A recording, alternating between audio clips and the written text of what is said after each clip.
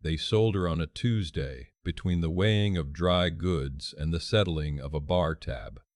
21 years old, standing barefoot on the pine floor of Lutz's general store in Pinetop, Colorado, and worth exactly $91.40 in outstanding credit.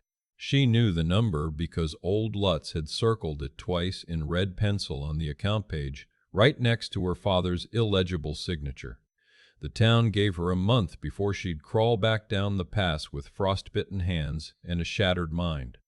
They didn't know, Theda Grahn, what she built on that ridge, made every last one of them choke on their own predictions. Her father Ansel wouldn't meet her eyes. He stood at the counter with his hat crushed between his fists, his fingernails black with coal dust, and his collar reeking of corn whiskey. He'd lost the mine claim in a card game 3 weeks prior, then the mule, then the cabin lease. Theda was the last asset on his books. Boone Rathburn filled the doorway like a wall of weather. He was broad through the chest and thick through the arms, wearing a sheepskin coat gone stiff with tallow and wood smoke.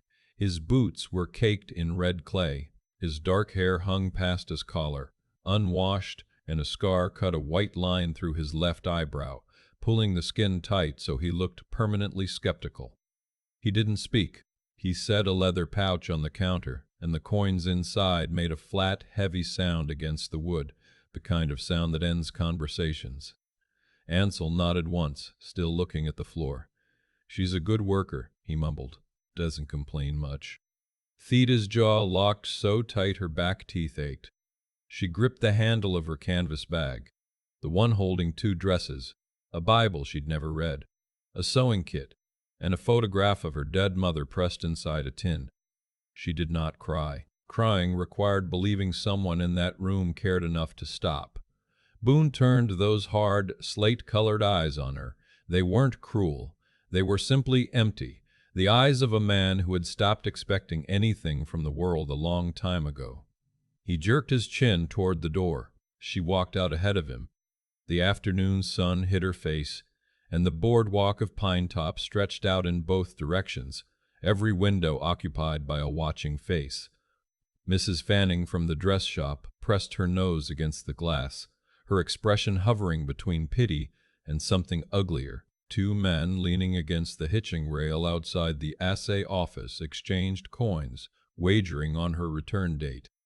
Theda climbed onto the wagon without waiting for a hand up. The bench seat was rough-sawn pine, and a splinter sank into her palm the instant she gripped the edge. Boone hauled himself up beside her. The wagon creaked and dipped hard under his weight. He took the reins and clicked his tongue, and the 2 draft horses, shaggy brown things with matted manes, lurched forward. Pinetop shrank behind them. She didn't look back. The road climbed for 4 hours into the Sangre de Cristo Range, switchbacking through stands of blue spruce so dense the canopy swallowed the sky. The air thinned and turned sharp, slicing at Theda's throat with every breath. The wagon axle shrieked on every turn. Neither of them spoke. Finally, without preamble, Boone's voice came out low and rough, like a boot scraping across gravel. "They're half wild." Theda startled. "What? My children?" He kept his eyes on the road. "Their mother passed 14 months back. Scarlet fever. I run a logging camp up on the north face, gone sometimes a week at a stretch. They've been on their own. 4 of them. Oldest is 13. And you think I'm gonna fix that? I think you're gonna keep them alive through winter. That's all I'm buying." "You're not buying anything," Theda said, her voice thin as wire. "You're settling another man's debt with a person." The muscle in Boone's jaw bunched. He didn't argue. He snapped the reins harder, and the horses strained up the grade. They broke through the tree line as the last copper light bled out of the sky. The homestead sat in a high meadow, a squat cabin of hand-peeled logs with a sod roof gone green with moss. A barn leaned at a worrying angle behind it. Smoke crawled from a river stone chimney. Before the wagon stopped rolling, the cabin door banged open. 4 children stood on the porch. The oldest, a boy, held a hatchet in his right hand, resting the flat of the blade against his thigh. He was tall for 13, all sharp angles and hollow cheeks, his blond hair hacked short and uneven, as though he'd done it himself with a skinning knife. Beside him stood a girl of 10, arms crossed tight, a smear of ash across her forehead. She wore a dress 3 sizes too big, belted at the waist with baling twine. Behind them huddled a boy of 7, peeking out with enormous dark eyes, and sitting on the porch boards, a girl of 4 gnawed on a strip of dried elk, her bare feet black with dirt. They looked like a litter of feral cats backed into a corner. "Phineas," Boone said, stepping down from the wagon, "put the hatchet on the block." The boy, Phineas, didn't move. His eyes were fixed on Theda, burning with the kind of fury that only comes from grief that has nowhere to go. "Who's she?" "Her name's Theda. She's going to manage the house. We don't need managing." "You burned through half the winter stores by October," Boone said flatly. "Put the hatchet down." Phineas held the stare a beat longer, then turned and buried the blade into the chopping block with a single hard swing. He disappeared inside without another word. Theda grabbed her bag, climbed down, and walked toward the porch. The 10-year-old girl stepped directly into her path. She smelled of wood smoke and something sour, unwashed hair and wild sage. "You're not her," the girl said. Her voice was steady and cold for a child. "I know exactly who I'm not," Theda said, and walked past her into the cabin. The stench hit her like a fist. Rancid grease, sour wool, old urine, and the thick animal smell of bodies living too close together, without soap or ventilation. The floor was packed dirt, strewn with fish bones, wood shavings, and a scattering of dried beans that crunched under her shoes. A single tallow candle guttered on a table covered in sticky residue. The hearth held nothing but gray ash and a few orange embers, struggling to survive. Theda stood in the center of that room. She was 21, worth $91.40 in dollars, and surrounded by hostile strangers in a cabin that smelled like a kennel. Her body wanted to run. Every nerve begged her to drop the bag, bolt out the door, and stumble down the mountain in the dark until she hit the valley floor. Instead, she set the bag on the table. She took off her coat, folded it over the back of a chair, and walked to the hearth. She grabbed the iron poker and drove it into the embers. Sparks erupted up the chimney. "Someone bring me a bucket of water," Theda said to the dark room. "This place needs to be scrubbed down to the bones." Nobody moved. The 7-year-old, Judah, stared at her from behind a chair leg. The little one, Maeve, kept chewing her elk strip and watching with round, unblinking eyes. Cora, the 10-year-old, leaned against the doorframe with her arms still crossed. "Fine." Theda found the buckets herself.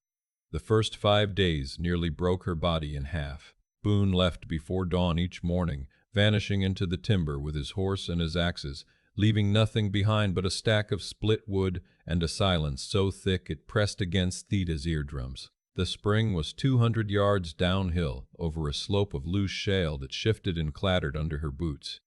She hauled water until her shoulders burned and her palms tore open on the rough wooden handles. The lye soap cracked her skin within 2 days, splitting the knuckles until they bled into the wash water. She scrubbed the tin plates with creek sand. She boiled the linens in a cauldron over the fire until the water turned gray, then brown, then a color she didn't want to name. The children waged war. Cora stole the flint and steel on the second night, forcing Theda to spend 40 minutes coaxing a spark from the back of her knife against a chunk of quartz. Judah tracked mud across the floor within minutes of each sweeping. Maeve screamed, a high piercing shriek that could shatter glass, every time Theda came within arm's reach. But Phineas was the real opponent. He didn't throw tantrums. He conducted a silent, methodical campaign of sabotage. He tipped the water bucket she'd just hauled. He fed green wood into the fire until smoke filled the cabin and drove them all outside, coughing and weeping. He sat at the table each evening with his father's hunting knife laid casually beside his plate, watching her with those pale eyes, daring her to flinch. Part of Theda hated them for it. Part of her hated the sticky-fingered toddler, the sullen girl, the silent boy, and especially Phineas with his dead mother's ghost standing right behind his eyes.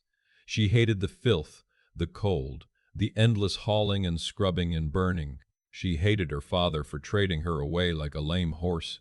But underneath the hatred lived something harder, something made of the same iron as the stove poker. Pinetop expected her to fail. Phineas expected her to fail. Mrs. Fanning was probably already laying out a clean dress for Theda's humiliated return. Theda would sooner swallow her own teeth. On the 6th evening, the breaking point arrived. She had spent 3 hours over the fire, boiling a stew of salt pork, wild onions, and hard white beans. Her back ached so deeply she could feel it in her jaw. She ladled the stew into tin bowls and set them on the table, one by one. Phineas walked over. He looked down at his bowl. He looked up at Theda. Then, with deliberate calm, he picked up the bowl and poured it onto the floor. The stew splashed across the packed dirt. Steam rose in a thin column. The cabin went silent. Judah's spoon froze halfway to his mouth. Cora's eyes went wide. "Slop," Phineas said. "Ma would have been ashamed to serve it." Theda looked at the puddle of stew on the floor. The beans sat in a spreading brown circle. She felt no warmth, no patience, no maternal instinct rising to embrace the grieving boy. She felt a white-hot bolt of rage so pure it tasted like metal on her tongue. She picked up her own bowl, crossed the room in 2 strides, and hurled it against the log wall 6 inches from Phineas's head. The tin struck the wood with a sound like a rifle shot. Stew exploded across the logs, dripping down in thick brown rivulets. Phineas stumbled backward, his boots catching on the bench, and went down hard, landing on his back on the dirt floor. His eyes were huge. Theda stood over him, breathing through her teeth, her cracked hands balled into fists at her sides. "Your mother's in the ground," Theda said, and her voice came out low and stripped of everything soft. "I am not her. I will never be her. But I hauled water for 3 hours, split my hands open on lye soap, and cooked that food with what we have. You waste it again. You sleep in the barn. You touch my water bucket again. You haul your own from the creek. I am tired. I am bleeding, and I am done being tested by a boy playing at being a man." Phineas lay on the floor, his chest heaving, his mouth open. For a long second, Theda thought he might spring at her. She didn't care. "Clean it up," she said, pointing at the mess. "Now." The door opened. Cold air rushed in, carrying the smell of pine and snow. Boone stood in the frame, his axe in one hand, his coat dusted with wood chips. He looked at the stew dripping down the wall. He looked at his son on the floor. He looked at Theda, whose chest was still heaving and whose eyes were burning dry. The silence stretched until it was unbearable. Theda waited for the explosion. She waited for him to grab her arm and throw her out into the cold. She had terrified his child. She had thrown a bowl at his son's head. Whatever fragile arrangement existed between them, she had shattered it. Boone set his axe against the wall. He stepped over the puddle of stew, pulled out his chair at the head of the table, and sat down. He picked up a clean bowl and spooned stew into it from the pot. He ate a bite, chewed, swallowed. "Needs salt," Boone said, not looking at anyone. "Phineas, clean the wall." Phineas scrambled to his feet, his face scarlet, and grabbed a rag. Theda turned back to the stove. She gripped the cast-iron edge so hard the heat seared her palms, but she didn't let go. Behind her, she heard the wet sound of the rag scraping against the logs. She hadn't won anything. She had just drawn a line in the dirt. But for the first time since she'd climbed onto that wagon, she could breathe. Late that night, the children slept in the loft. a heap of tangled limbs and threadbare quilts. Theda sat by the dying fire, wrapping a strip of clean cotton around her split knuckles, tying the ends with her teeth. Boone sat on a stool across the hearth, running a whetstone along the edge of his hatchet. The rhythmic scraping filled the silence. "He's testing you," Boone said, without looking up. "He's testing himself," Theda replied. "He wants to know if the world will keep taking people from him. He's trying to make me leave so it happens on his terms." Boone's hand stilled on the whetstone. He looked up. The firelight caught the deep creases around his eyes and the white scar bisecting his eyebrow. "The town figured you'd last a week."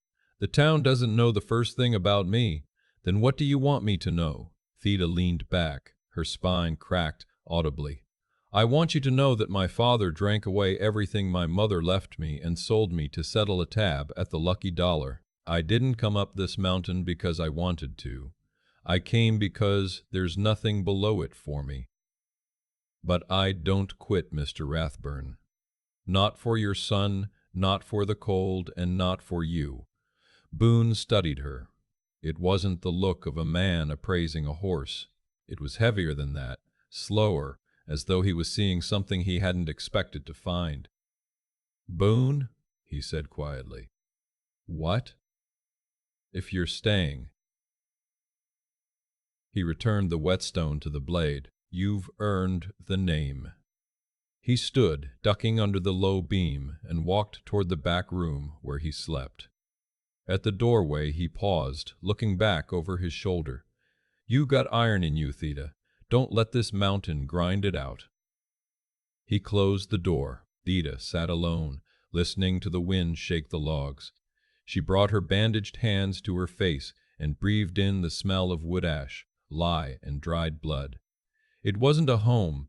It was a cage built from timber and mud on a frozen ridge. But as she listened to the breathing of those 4 wild children above her, she understood something with absolute clarity. She was the one holding this place together, and she wasn't going anywhere. November hit like a closed fist. The temperature plunged so fast the sap froze inside the standing timber, and Theda woke one morning to find the water bucket frozen solid, a disk of gray ice she had to crack with the back of the skillet. The wind came howling through the valley at night, rattling the shutters and forcing smoke back down the chimney until the cabin filled with a blue haze that stung their eyes and coated everything in a fine layer of soot. The truce with the children had hardened into something resembling routine. Cora stopped stealing the flint when she realized it meant an extra hour of shivering before the cabin warmed.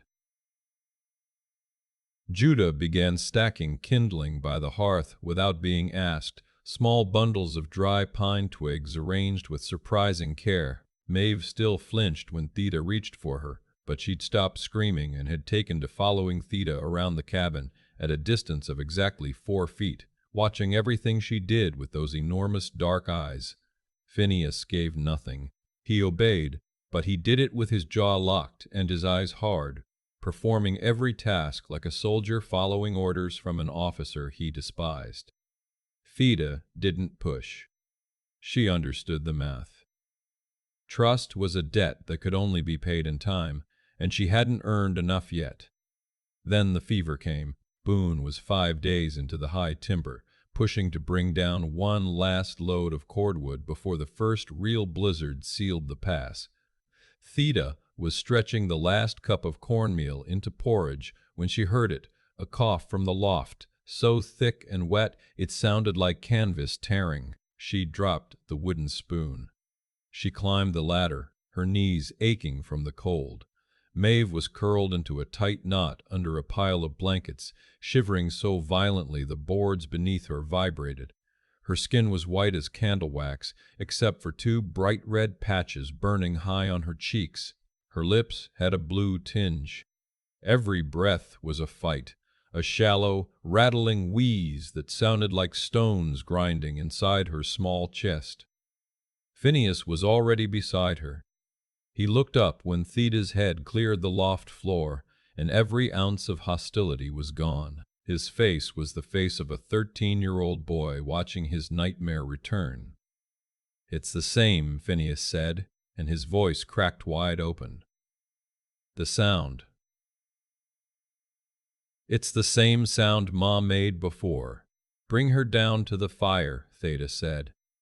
Her voice was flat and hard, a plank of oak laid across a flood. Right now, Phineas, move. She didn't feel tenderness. She didn't feel a warm surge of motherly devotion. She felt terror, cold and absolute, clamped around her chest like a vice. If this child died on her watch, everything would collapse. The cabin, the fragile peace, Phineas, all of it. For 60 hours the cabin became a furnace. Theda dragged the cauldron over the hottest coals and filled it with water and fistfuls of crushed spruce needles. She rigged a tent from a wool blanket draped over 2 chairs and held Maeve inside it, forcing the child to breathe the scalding, resinous steam. Maeve fought like a cornered animal. She thrashed and clawed, and at one point she sank her teeth into the meat of Theda's forearm so hard the skin broke and blood ran down to her wrist. Theda didn't flinch. She locked her arms around the child and rocked her, slow and steady, over the boiling water. Breathe, Theda whispered into Maeve's sweat-soaked hair. Just breathe, you stubborn little thing. Phineas didn't leave her side. He hauled bucket after bucket of snow, melting it over the fire for fresh water.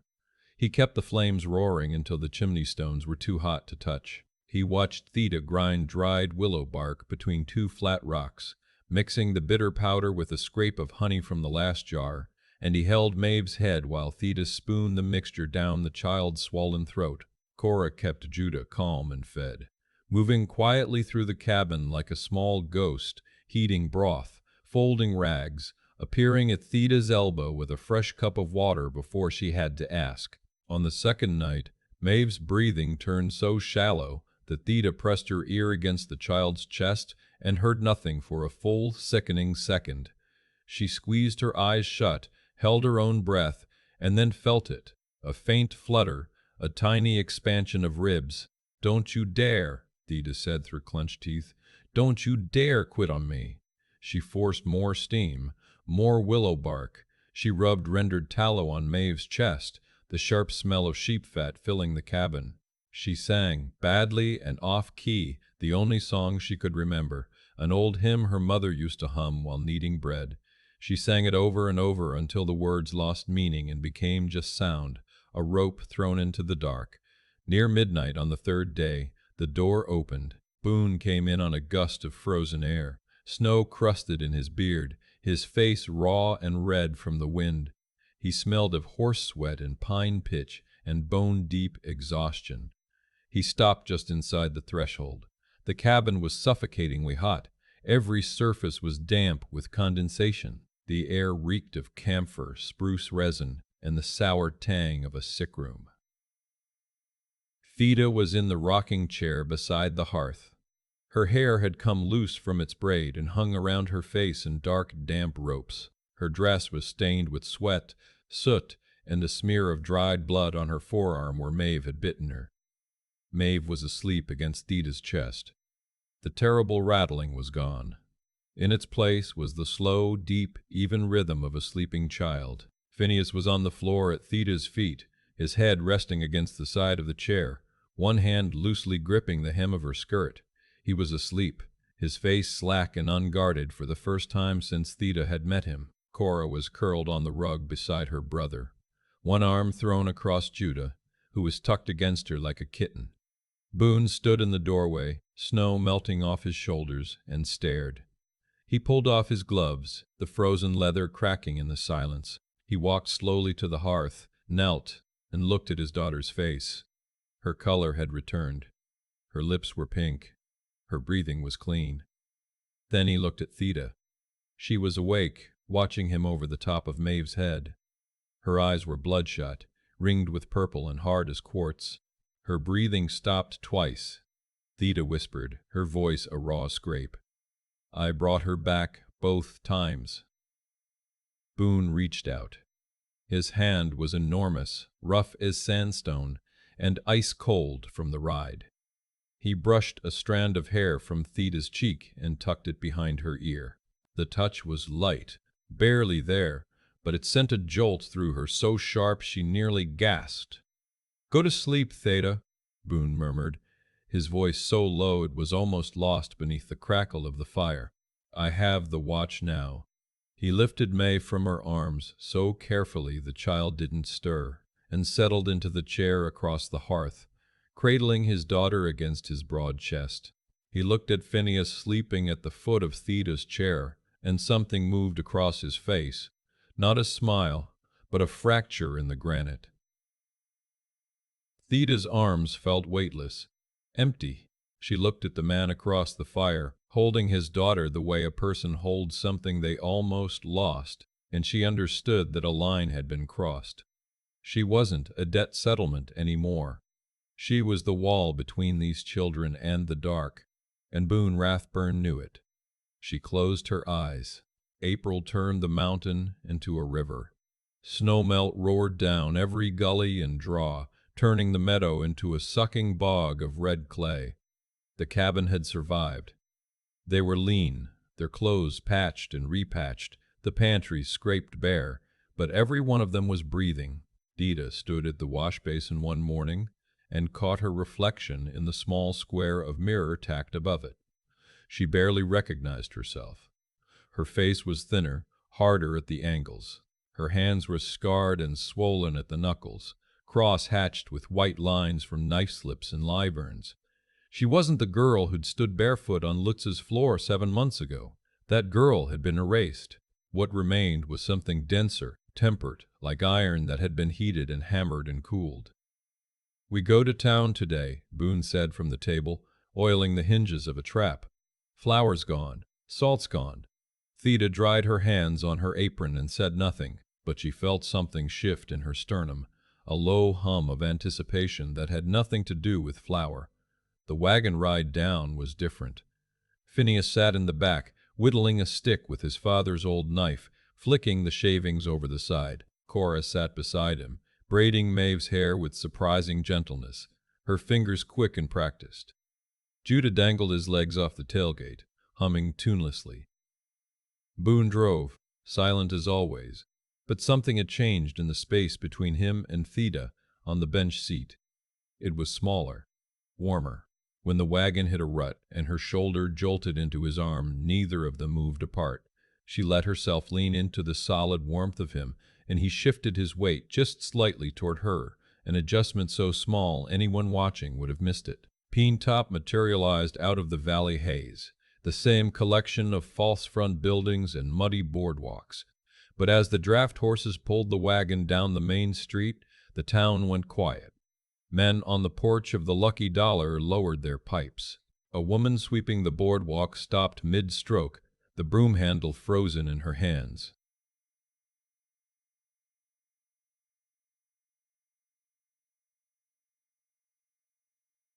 They were looking for a ghost.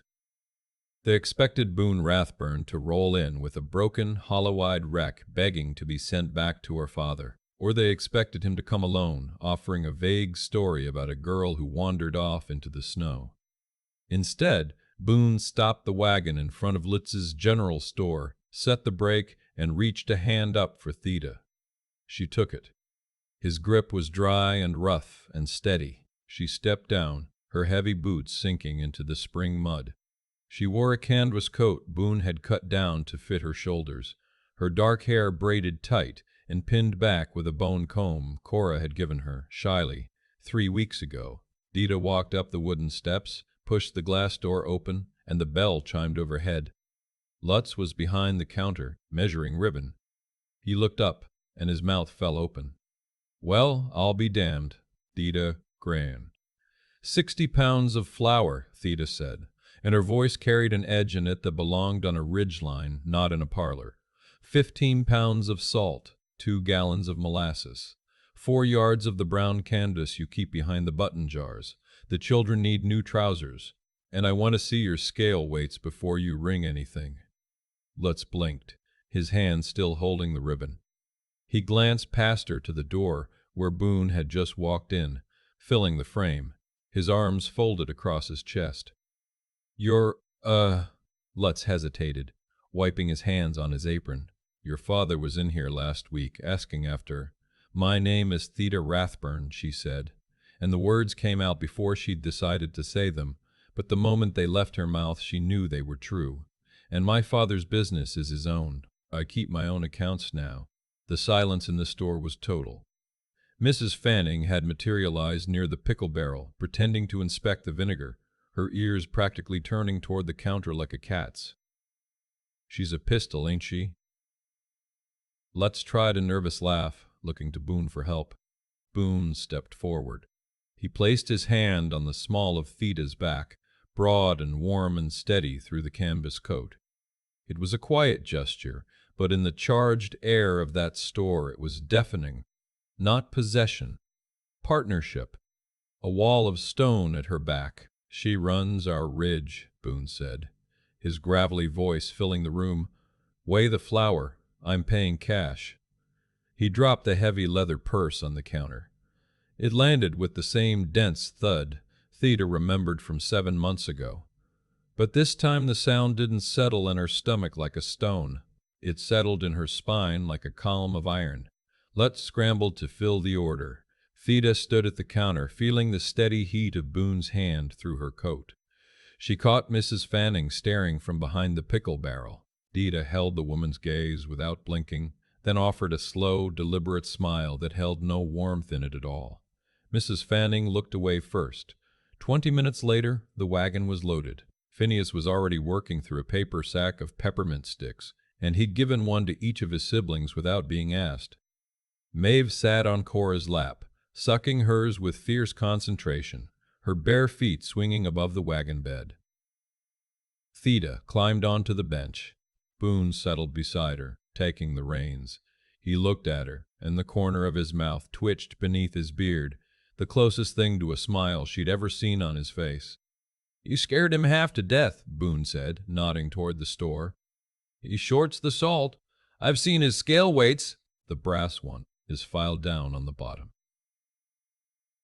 Boone made a sound deep in his chest, a low rumble that took Theda a moment to identify as laughter.